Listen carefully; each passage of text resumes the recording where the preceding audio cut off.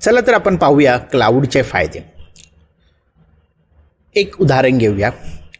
तुमची एक online website आहे ज्यावरती रोज 100 ते 150 तिकीटं विकले जातात. म्हणजे तेवढं ट्रॅफिक तुमच्या साईटवर येतं. तुमच्या साईटवर एक मोठ्या सुपरस्टारचा शो आला. त्या सुपरस्टारच्या शोसाठी हजारो लोकांनी तुमच्या साईटला भेट दिली. तुम्ही 100 ते 150 लोकांपर्यंत हँडल करणाऱ्या सर्व्हर कॅपॅसिटीचा सर्व्हरवरती तुमची वेबसाईट रन होत आहे. आता अचानक 1000 लोक आले तर काय होईल? अर्थातच तुमची वेबसाईट क्रॅश होईल.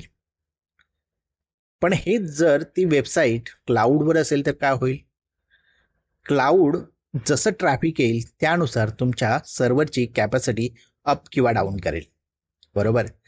जर जास्त ग्राहक आले तर तुमची कॅपॅसिटी वाढेल आणि ते ग्राहकाला जे काही त्यांना करायचं आहे ते करू देतील. म्हणजे ग्राहकाला त्रास होणार नाही. मग आता खर्चाचं काय?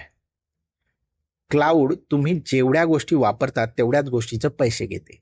म्हणजेच ज्यावेळी तुमच्या सर्व्हरची कॅपॅसिटी कमी असेल त्यावेळी ते कमी पैसे घेईल. ज्यावेळी त्याची कॅपॅसिटी वाढेल तेव्हाच ते पैसे घेईल. बरोबर. हे असं आहे की जर तुम्ही ऑब्झर्व केलं की उन्हाळ्यामध्ये खूप गरमी असते, त्यामुळे तुम्ही AC लावता आणि त्या ACचं मुळे तुमचे इलेक्ट्रिसिटी बिल वाढतं. याच उलट जर हिवाळ्यामध्ये ते AC तुम्ही बंद ठेवला तर ते बिल कमी होतं.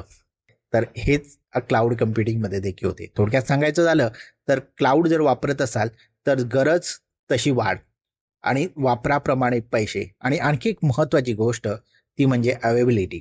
जर तुम्ही क्लाउड वापरत असाल तर क्लाउड 24/7 तुमच्या लोकेशननुसार अवेलेबल देखील असतं. तर हेच आहे क्लाउडचे फायदे.